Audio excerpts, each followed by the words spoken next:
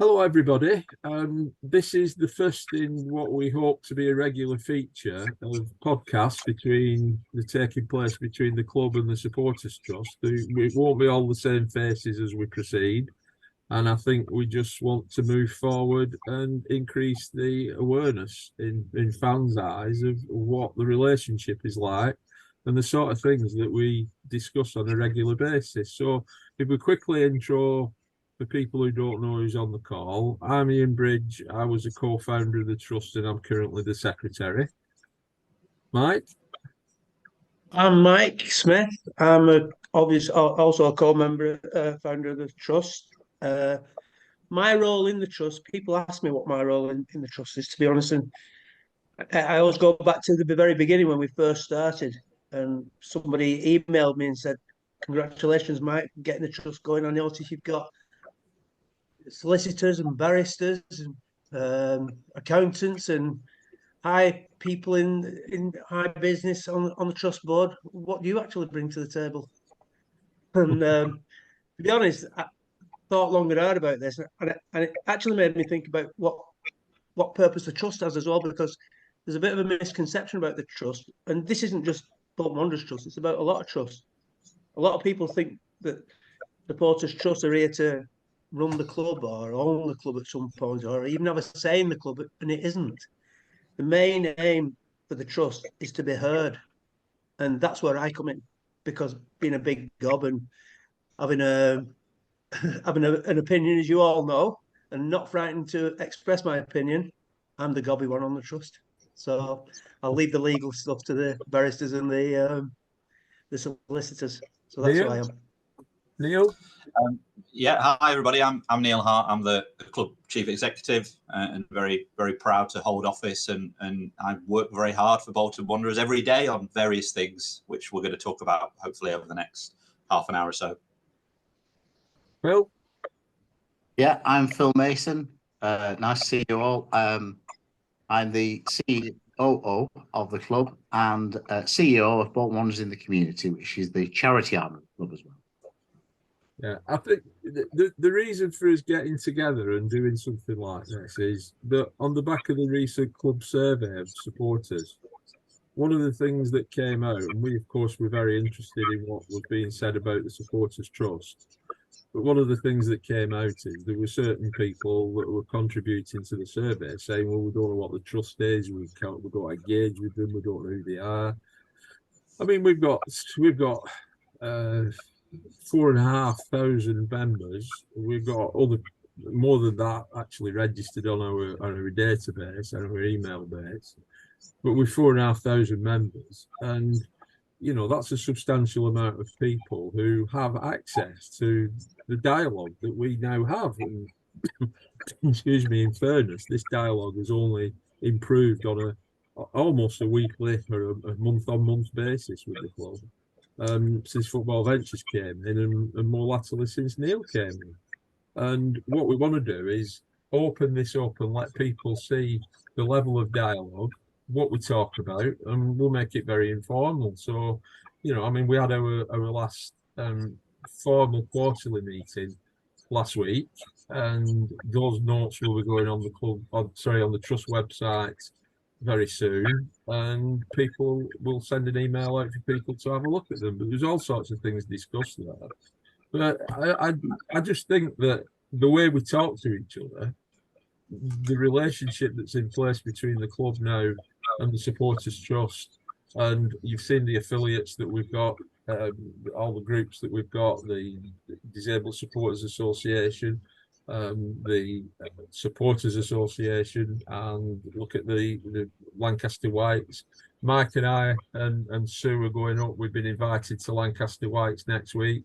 It's their annual meeting, you know, so we're engaging there. And there's all this dialogue which wasn't in place. And as we know, without going back through history, we didn't have any sort of dialogue with the club with previous owners. And we just want to make people aware that this dialogue is in place. We're in the fan zone every week, and people can come in and have a chat with us. So, Ian, if I can just interject there and just add a little bit to that, a bit of context from a club point of view, because I think that's important. I think it's really important for us at Bolton Wanderers and me as the club chief executive to have a supporter voice in everything we do. And the Supporters Trust are the largest single body of Bolton fans as a membership basis and growing. And obviously the club-led survey we did in partnership with you guys, which we used Social Asking for, that went out at the back of last season, being really, transparent with everybody. It came back to us that, some sections of the fan base didn't feel that the Supporters Trust were representative of them. And actually I would counter argue that and say, well, it's representative in the fact that it's got the biggest membership base of Bolton fans anywhere in the world and all the attached affiliates, 4,500 and rising. But from a board point of view, is it representative? I know you guys are putting measures in place to look at engaging with younger people. Obviously, you've got female representation on the board. You've got a myriad of people from across different professions, but certainly the youth and the BAME element is area that needs a little bit of work. So we sort of take your points on that. And, like many things at Bolton Wanderers, we're evolving, we're improving. But I always remember when I first started at the club in July, 21, and, that was 2 years after Football Ventures and led by Sharon Britton, purchased the club. COVID hit. So they're really challenging first couple of years. And I remember my first week, I sort of went to Phil. Phil is my go-to at Bolton. He's been at the club for 20 years. And I said to Phil, who do I talk to from a fan point of view? We're going to make some quick decisions on X, Y, and Z. And we need a body. We need someone that we can talk to, or do we need to create something? And Phil said, Supporters Trust, Ian Bridge. So I think we had a meeting, we talked about things. And at that point, it's just words. It's just me saying, we're going to do this. We're going to try and do this. And I don't like to talk too much about stuff. I prefer action. I think action is more powerful than words. But within a week or two, we've signed a memorandum of understanding between the Supporters Trust and the club to say, actually, we're going to work in partnership. This is what that looks like. We can be very transparent about that.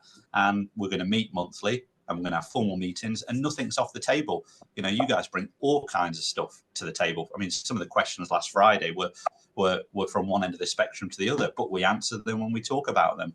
And actually, as the club chief exec, I view myself as head of sales, head of supporter liaison. Being the chief exec, and Phil and I in our senior leadership roles at the club, we want to talk to the fans. We want to get that fan viewpoint. We want to know what kits you want. We want to know what you want doing to the concourses. We want to know, how you feel about hospitality, how you feel about ticket prices. We want to know that, because all that information helps inform our decision making. So I think I would urge people, if you're not a member of the trust, to become a member of the trust. And actually, if you're a member of the trust and you want to get involved at a more senior level, put yourself forward, be active, be can do, be positive, because, the club, from my point of view and the club point of view, we need a body to talk to. We need a supporter body to talk to, and it works working with you guys. And actually, you're not too bad a blokes, are you two as well? I'm not sure about Mike Smith. Yeah, I know about And I think the other thing, Neil, is that we recognise we're custodians of a club that belongs to a community, that belongs to a town, and it's absolutely vital that those people who it belongs to, in the end, the fans, that actually their voice is heard. So that we can make the right decisions, do the right things. And, Neil is definitely a man of action. If I say I've got a space in my diary, he'll fill it. So, and make sure that we're moving on to the next thing and the next thing that we can do. And when you think about it, when you actually look back over the time that we've been, having the monthly meetings, there's been incredible things that have happened in a very short space of time.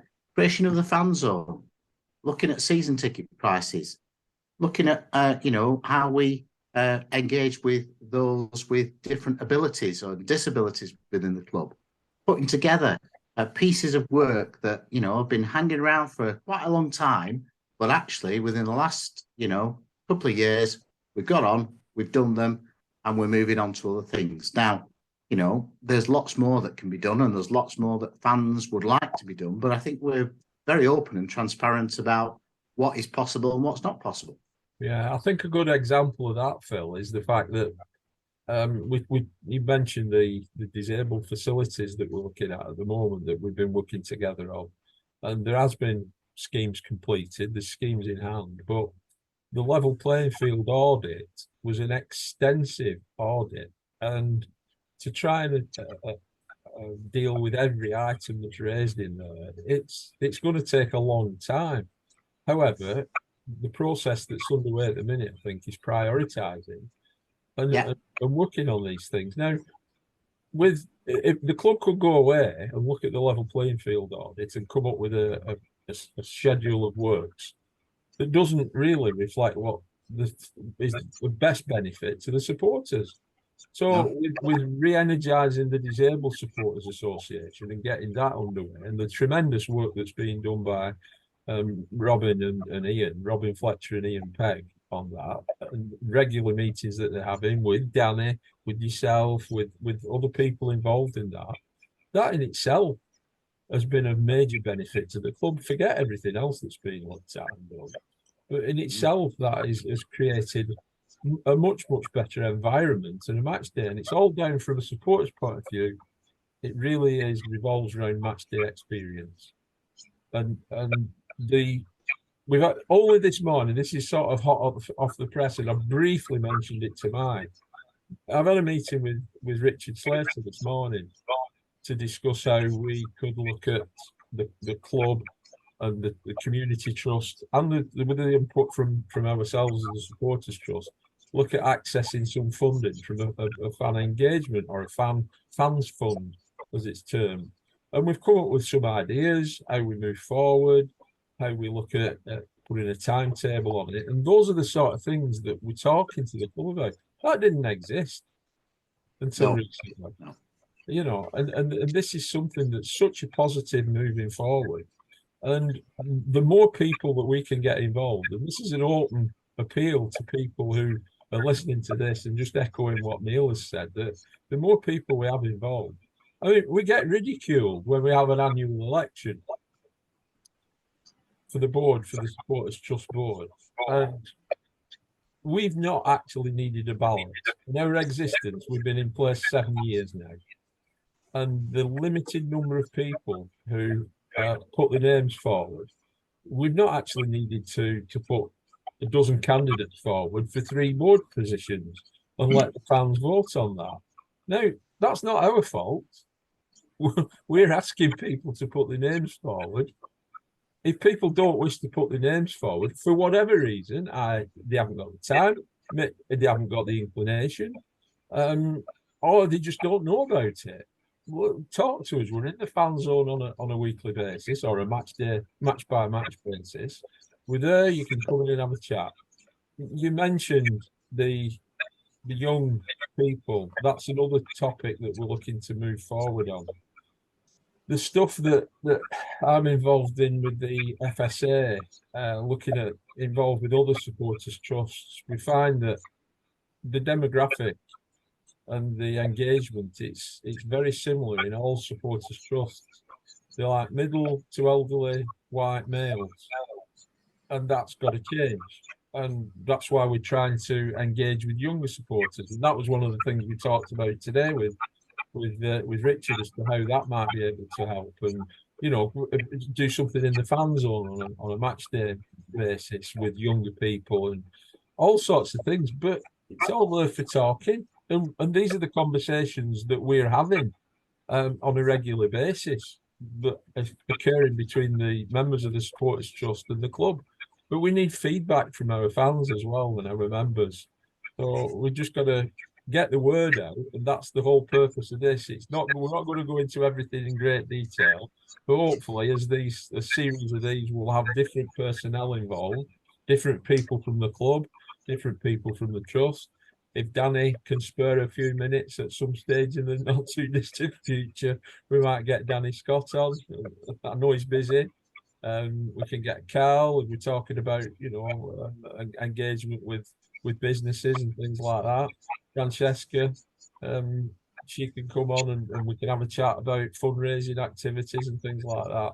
But it's just to get the word out there and make people aware of what's going on and the relationship that exists.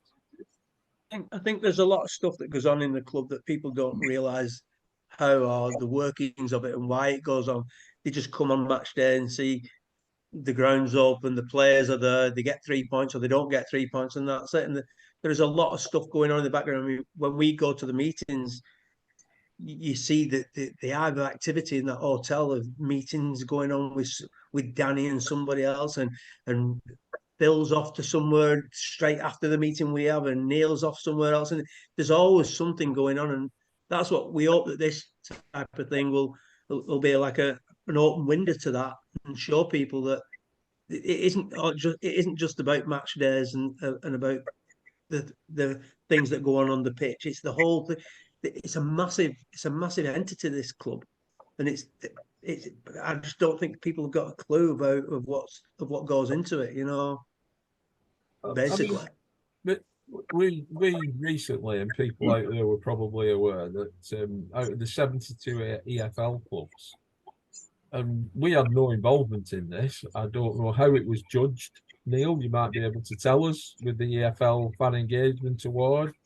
But for the club to move from the relationship that we didn't have with the previous owner to within 4 years of Football Ventures coming in, moving to being the top rated from a fan engagement point of view, what's your thoughts, Neil and Phil, on how we actually managed to get to that stage?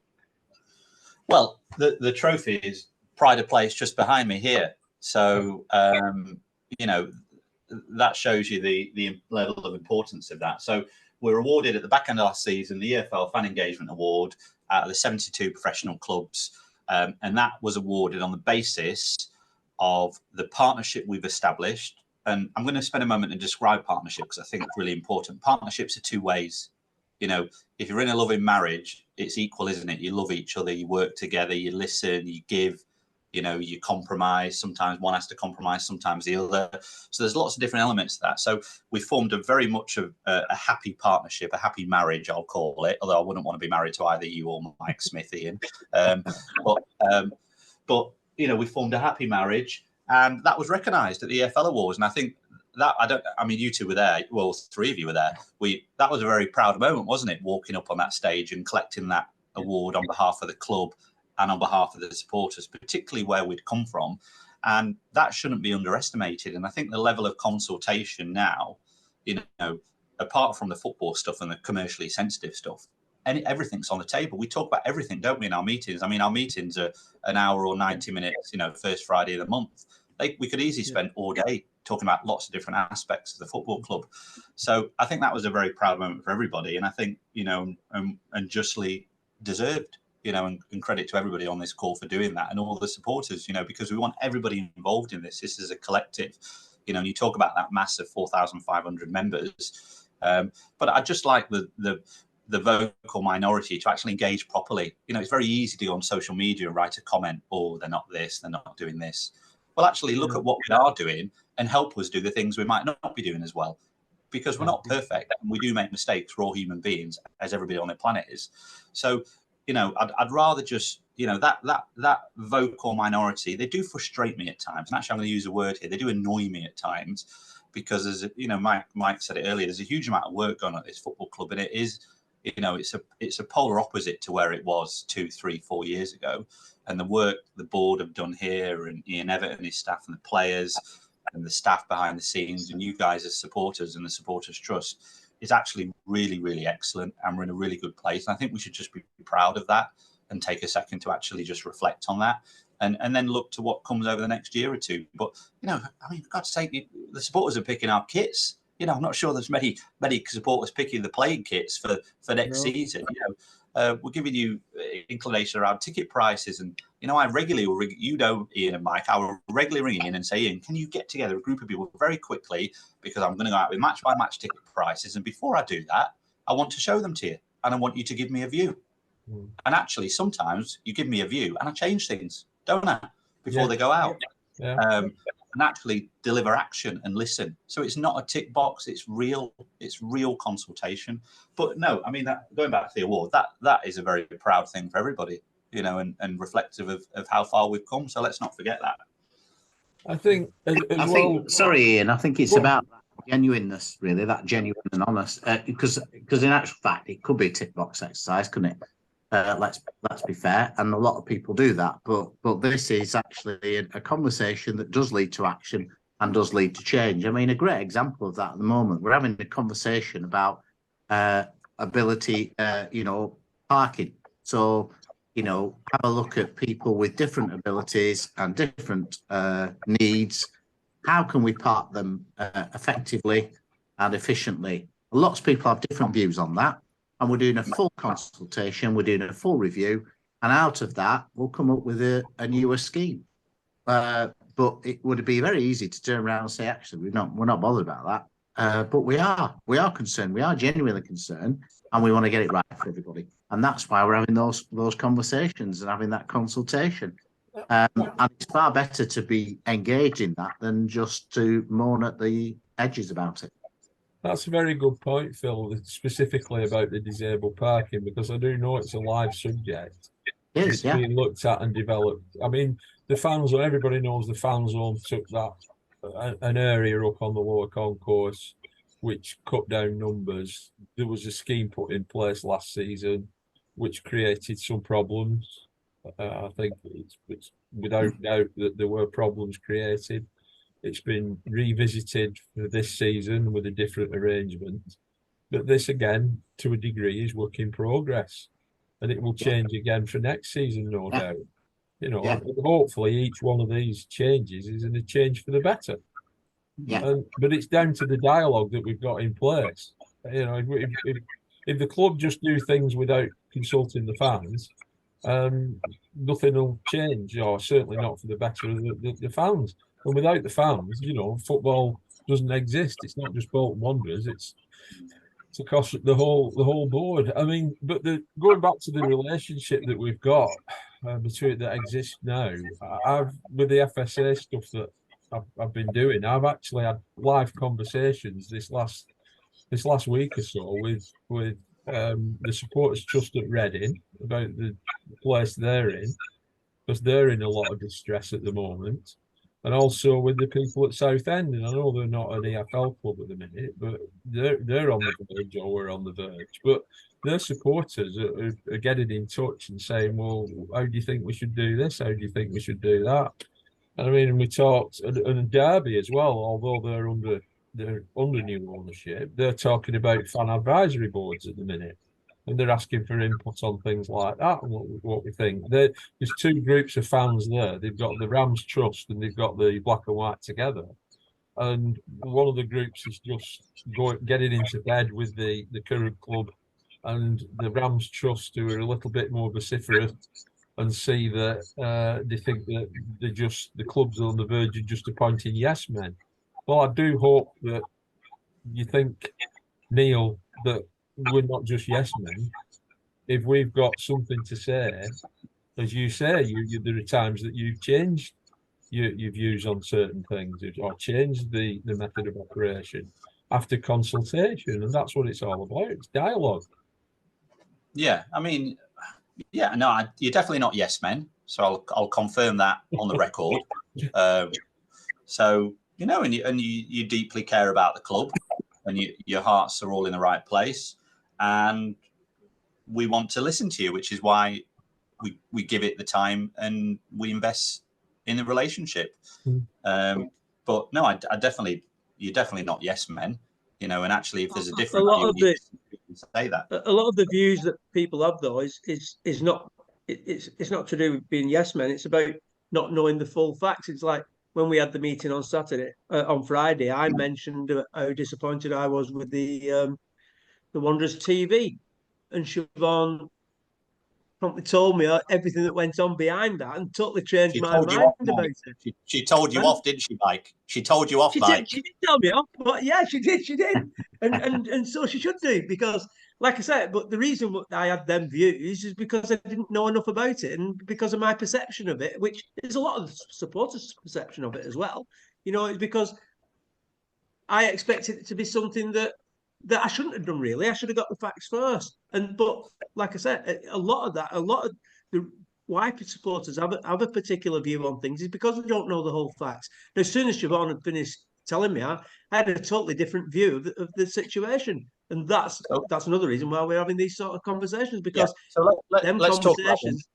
let's talk about Wanderers TV, because I think it's really interesting for the fans. So what was your question, Mike? Let's talk about your question, and we'll talk about how we responded to that. And then I'll happily share a few stats on Wanderers TV to tell everybody how it's going. Well, when it was first muted about Wanderers TV, I mean, wrongly, I know, but I expected it to be just like Man United TV and Liverpool TV and that type of thing. I expected it to be like that, and it hasn't been like that. For me, it was just iFollow had been rebranded, and that's what I said. And I didn't realise the amount of work that goes into Manchester United TV and Liverpool TV. You just see it as it is. You pay your money, you turn it on, and it's there, and you don't have them facts. And when Siobhan said, "Well, that's production costs. That would cost X amount of money to have them players on the pitch and these extra people to do this, and the lighting and the cameramen." You don't think of it like that. So it was my misconception of what I thought it was going to be to what it actually was, But when she explained it, it was, yeah, you're right. I mean, I'm running before I'm walking, and what I should have been doing was walking, and then we get to the running stage in a couple of years' time when it builds up to that. Yeah.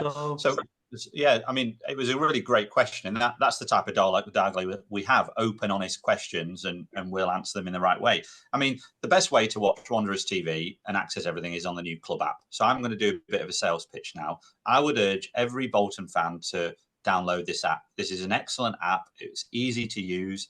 It's free to access, so it's free to download the app. And then on here, you will literally, I'm going to try and keep it in screen. You will literally have everything on here. So you'll have latest news, so everything that's on the club website and goes out on social is on there, and you can scroll through. You will literally have matches. So what's the last match? What's the next match? You can go in and have a look at the stats and the detail and read the match report. If it's due to go out on audio or on Wanderers TV Live, whether you're international or domestic, depending on the territories, you can watch or listen to it and just press that.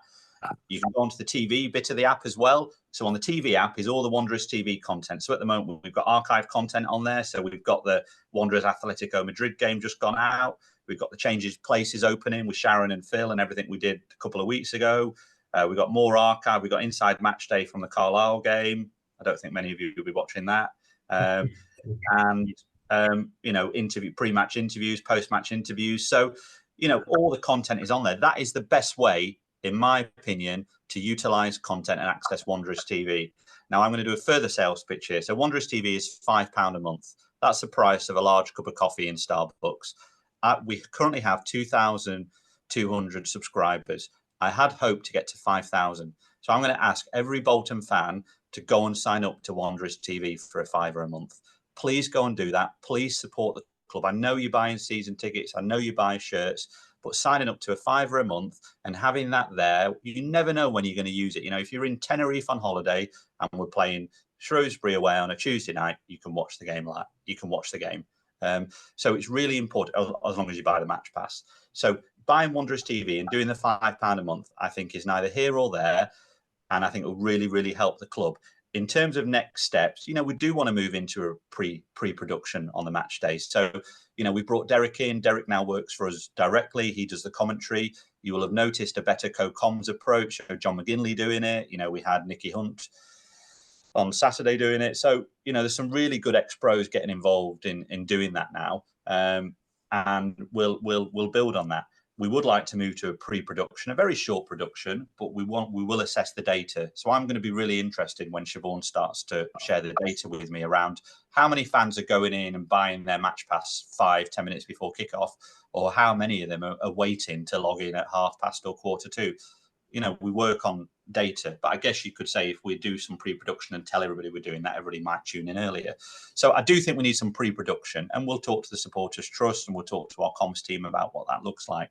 But I think we've had a good start with Wanderers TV. So since it launched, we've sold over 12,000 individual match passes and subscriptions. So that's been a really good take up. And I'm sure everybody agrees using the app. The app is the best way to do it, and it's dead easy. On that, you two got the app? Yes, I have. Yeah, I've got it. Yeah. On that, I was having a chat with Keith Harris in the fan zone on Saturday, and we were talking about the content over and above the actual match coverage, and saying that potentially and we understand the difficulties in getting things done and producing such a slick, professional, all-encompassing production that hopefully might appear down the line. But if we can do some pre-recorded content that might involve the trust, might involve some of our affiliates. The next home game, just as an example, and I've had Steve James, who's our supporter of the year last year, who's involved with a lot of the affiliates with the South American lads. I think there's 3 coming over for the next game, and I've messaged Pete Oliver earlier today and just said, is there any chance that we could get these lads? They're staying in the hotel. Steve's organising the rooms in the hotel, and again with the discount that we've negotiated, supporters trust discount in the hotel for anybody that wants to stay match days or any time. We've managed to achieve that, but just to get pitch side and get some photographs pitch side, but just little. We can do an interview with them and play it at the next game. Just record it, just things like that, little things, steps at a time, and build things up like that. But it's something that we'd have to work with the likes of Pete and the comms team with, and we're here.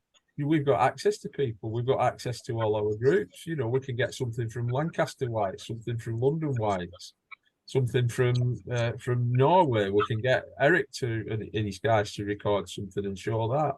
But it all increases the coverage and the engagement with the supporters, which is what it's all about. Absolutely. Yeah, we can do all that. That opportunity is there. The door is open. I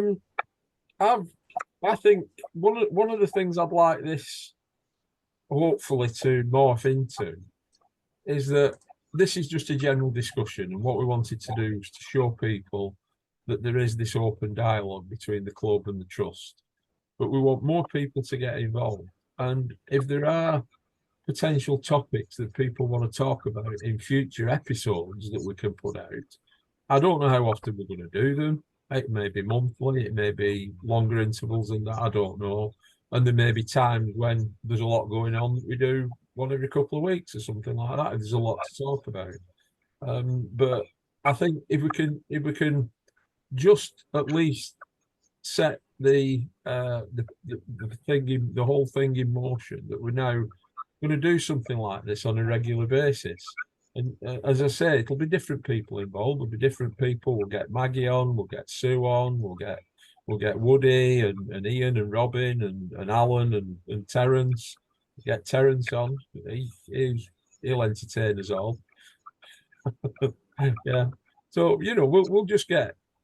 we'll move forward and do more of this, and hopefully, as you ask people to get signed up, Neil, hopefully we'll get more signatures, we'll get more members, and we'll get an even broader voice. And you've done the advertising for the app. I'll do the advertising now for our event on the 10th of November, which we're in the process of selling tickets for. We've got Kevin Davis, we've got Ricardo Gardner and Nicky Hunt. Phil Hayes is doing the Q&A session with them. We've got a comedian on there. And for people who aren't aware, it's actually open to from 14 years on. We're not shutting it to younger people, because we want younger people involved. There will be people who, of that sort of age group who actually remember the early days, their early days. They remember watching Kevin and Ricardo. So if you want to go on the website, that's on the Trust website /shop. You can buy the tickets on there. We're virtually sold out of the VIP tickets now. We've got the £40 tickets are still available, but we just want to get as many people on there as we can. And I can promise people that there will be some brilliant, wondrous memorabilia on there that will be up for auction on the evening. Matt Carter from Whitewall is heavily involved in organising the event, and he'll have a bit of a pop-up shop there. There'll be all sorts of stuff that he'll have where people can have a look at. Not necessarily auction, but just have a look at what you fancy and picking up stuff. So we just want it to be a relaxed evening. It's not formal. It's hopefully we could have a good time. And again, we've talked with the club about setting probably 3 of these events up a year.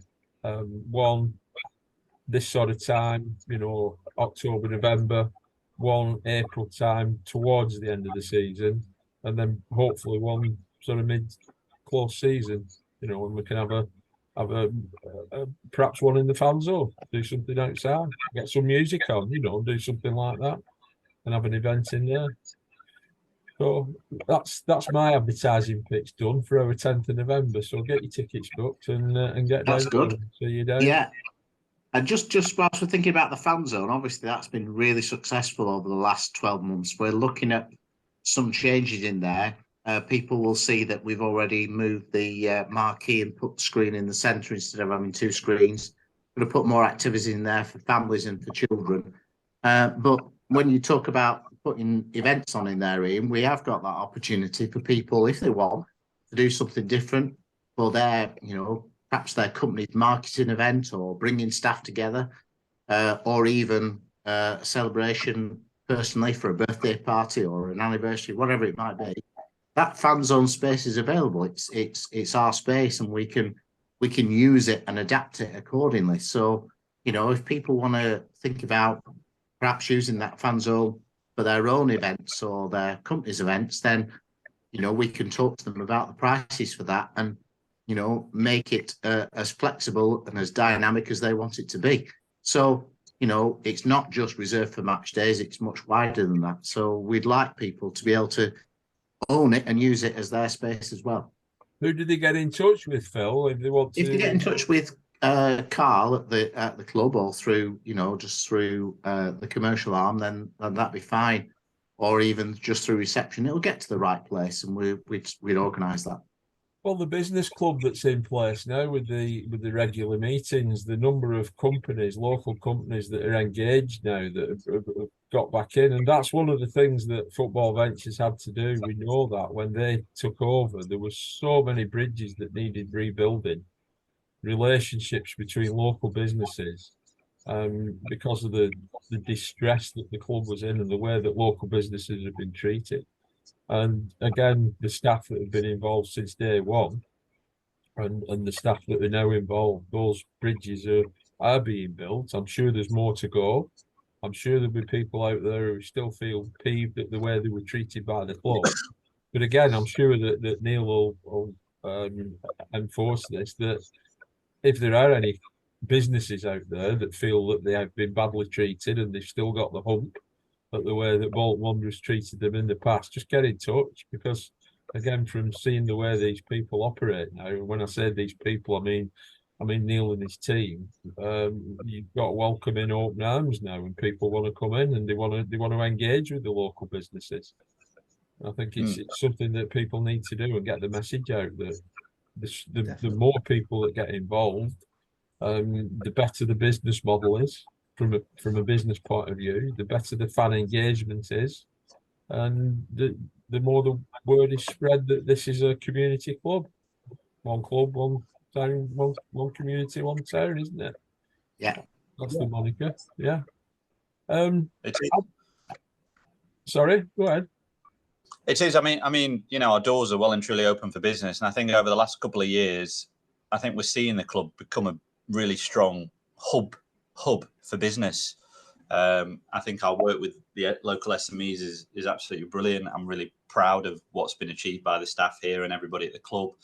I think the business club is thriving. I think we've got record numbers, and there'll be an event coming up very shortly in November, a Curry Club event. And I think that's building. I think what we've done with the LEDs in the stadium looks fabulous. I'm sure every fan will agree with that. I'll share a really funny comment with you. I left the main entrance after the Carlisle game on Saturday, and a supporter, sometimes supporters will say stuff to me. That's okay. It's part of I accept that. That's fine. But this guy said something to me. It just stuck with me. And it was so funny. He said to me, "Hi, Neil," and he was really friendly, and he had a few friends with him. He said, "Hi, Neil." I said, "Hi." He said, "Terrible performance. But don't worry, we've got the best LEDs in the EFL. And I laughed and I said, I'll take that, thank you. Obviously, I won't. I'd much prefer 3 points. But I think what we've done with the LEDs, is, and it's not quite finished yet. There's more to come. It looks fabulous, and particularly during a night's game, it looks great. We've got Premier League technology in our ground now, and I think the capability that gives us to put, businesses in Bolton, you can get an entry-level business partnership package, and you can have advertise your brand to, 20,000 people every other week. I'm not sure where you can do that anywhere in this town. So, I think that's a really strong thing we've done, and we believe in that, and we spent a lot of money on that. Doing that is not cheap at all. But we've took the initiative to do that, and we believe that will provide returns for us and returns for the businesses that are partnering with us. So I'd urge, every business in Bolton, for me, should get your brand and logo on there, and just get in touch with me or Carl Sanderson, and we'll help you make that happen. Yeah, but again, Neil, on that point, when you've said how much these LEDs have cost, and you get supporters coming on social media saying they've spent all that money and we need a striker, and they don't realise that spending that money, what the amount of money that brings in, like you said before, how much money that actually brings in. Yeah, I mean, just to give you spending. Yeah, just to give you some numbers, that technology will last for 10 years for us, minimum, probably 15. So we've got 10 to 15 years of high quality technology. We've got a new 4-sided pitch side ribbon. We've got a 360 mid ribbon. We've got 2 screens at the moment, and we will add to this, but I won't go into that at the moment. And the capability that gives us commercially is tenfold per annum. So actually, if we outsold all of the capacity on that space, that would push us into 7 figures. Over the last couple of years, we're lucky to do 100 grand on LED sales. So, you don't need to be a mathematician to work out the return on investment for that is significant. And then what that allows us to do is support the playing budget, whatever budget, the academy, whatever the board decide to do. It allows us to support other areas of the business year after year. So actually, the things we're doing at this club is I think is really smart. And that insight I've just given you there over the last 60 seconds, I don't think the fan base are aware of some of those things going on. No. And that's the point of some of these calls. So we can actually get into the detail and share some of the insight with you, and share some of the why we're doing that and what does that mean for the football club. And I think the LEDs is a seismic shift for the club, and the capability it gives us commercially is going to be really important for us for years to come. That's very important. It's the same with the boxes as well. That you've spent a little bit updating some of the boxes. People see that happening and thinking, well, they're spending money on the boxes, and what about us? What about the playing stuff? But you can sell that box for a lot more if it's nice and people want to go into it. Do you know what I mean? So again, I'll give you a 60-second snippet on that, because I think it's important information. It's nothing I've not said publicly anyway. So we've spent over £500,000 on improving the hospitality areas. We've renamed them, we've rebranded them, we've done all the boxes in the West Stand. And, that £500,000, at the moment, we're grossing probably about 600-700k a year last season on hospitality, match day hospitality. But if we can drive that to 1 million, 1.52 million, again, you don't need to be a mathematician to work out the ROI. We could get the ROI back in a year, and then we've got years and years of quality boxes with quality furniture. We've massively improved our hospitality offering from a food and service point of view. So we're in really good position to keep trading every year. And, ultimately, yes, we're about going out on a football pitch and getting 3 points and winning and getting this club to where we all want it to be. But we've got to have sound business planning and lots of different areas of the club to help finance that and help fund that, as well as owners and bonds and things like that. So, those 2 snippets around the LEDs and hospitality, they're 2 really important pieces of work for us that will serve this club well for many, many years to come. Yeah, there will be people that are listening to this and thinking that this is just too business orientated and it's about generating money and profit and all this lot. What my answer to people who view it that way is that, and again, drawing on the experience I've got with other clubs with the FSA, and we were in the same position. We didn't even know 4 years ago whether we were going to have a club to support. There are quite a lot of clubs that are still going through that level of financial distress. they don't know. The club, look at the clubs that are under penalties now for points penalties for late payments of wages and things like that. What the models that are being put in place in this club offer is the sustainability that allows those fans who are really only interested in what goes on a Saturday afternoon. It allows them to be able to know that next season we're going to have a football club, and the season after that we will. Whereas there are so many clubs out there now who think that, you know, are we going to be able to pay the wages next month? And if we don't pay the wages, But it what's going to also happen? allows them to get a season ticket for 250 quid a Correct. year. Yeah. You know, because all that the other business that's driven, and the car park, and we hear it all the time. Oh, the car park is costing us this is costing us that. But if you want to get tickets at a set price, everything else has somebody has to pay for it somewhere. You know, we still got to play players' wages. We still got to compete in this league, so that money's got to come from somewhere. And this is where all this revenue comes from. And this, people can say, well, it's all about business, but if we haven't got a business, we haven't got a club. It's as simple as that. Very true. So yeah, we can't just open up the stadium on a Saturday and charge ticket prices and trade off that, you know. And I will add to all the revenue pieces of work we're doing, all the various areas of the business, which a couple we've gone into a bit of detail on. You know, we still require the owners to put a level of investment in, and that has happened this year. You know, we have an amazing ownership group. You know, I'll go on record to say, you know, I've worked in football for over 20 years, and this is certainly the best ownership group I've ever worked with in terms of the discussions and their support and how they conduct themselves and their integrity and all of those things which we talked about before. But, you know, there's still an element of ownership-based investment here, and that is still going on at this football club. So it's really, really hard to make ends meet. And I mean, when I first walked through the door 2 and a bit years ago, I remember saying, I think we can be sustainable. I think we can bridge that gap. And I think if we were to be just a mid-table League One club spending £3.5 million on our football budget as an entirety, would be sustainable. We would be. But we don't want to do that. And that's not good enough for the Bolton fans. And that's not good enough for us, because we want to get this club out of League One. And to do that, we've got to spend a lot more money than that, which is what we're trying to do at the moment. We're trying to invest smartly, and we're trying to drive the club commercially. You know, there's an element of ownership investment here. Obviously, we did the bond at the back end of the season. So we're trying to do things and invest in the club in a very smart way, which serves it in a positive way for many, many years to come, rather than that sort of hand-to-mouth approach. And the reality is, Neil, that we've got a great asset in the stadium, 26 years old. Yeah, but that also needs significant investment to keep it up and to keep it running and to keep it into the position it's in. So there's a lot of work that goes on in the background that people don't realise. You know, there's people that say, oh, the lifts are always going down. Well, they are 26 years old, and we're having to replace significant parts on them all of the time to bring them back up into running and functioning the way that they should. And that's a huge amount of money. Some of the air conditioning units have had to be replaced, and again, significant money. Lots of the heating systems, some of the transformers, some of the generator rooms, all of that goes on in the background that nobody ever sees, are all part and parcel of the makeup of our stadium.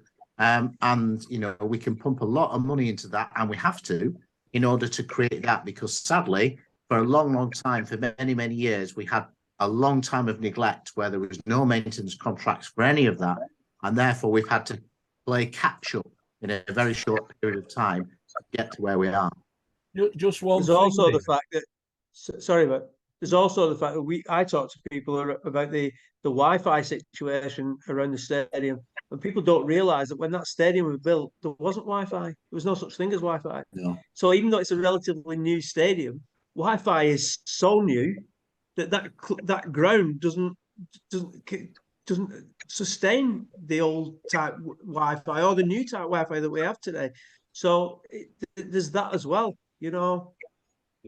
Yeah, just on something that is relevant to everybody in these days, and I think it's something that you have shared with us before, Neil, on figures. And you've mentioned about the club just being sustainable as a mid-table League One club on £3.5 million a year playing budget, that sort of thing. to put that into context, are you okay sharing how much it actually costs to run that stadium from an energy point of view? And that's something that actually,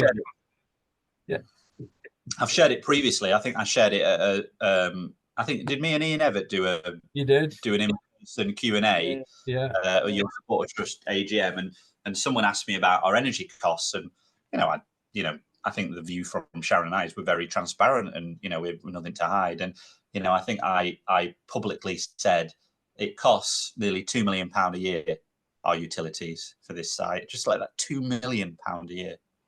That's a huge amount of money. Well, when you put that into context with you saying about sustainable playing budgets in League One, it goes to show the importance of the generation of funding. You need to generate, and it needs to be an efficient business model. When you, I mean, £2 million, and you've not played a game, you've not brought a spectator in just to keep the place open.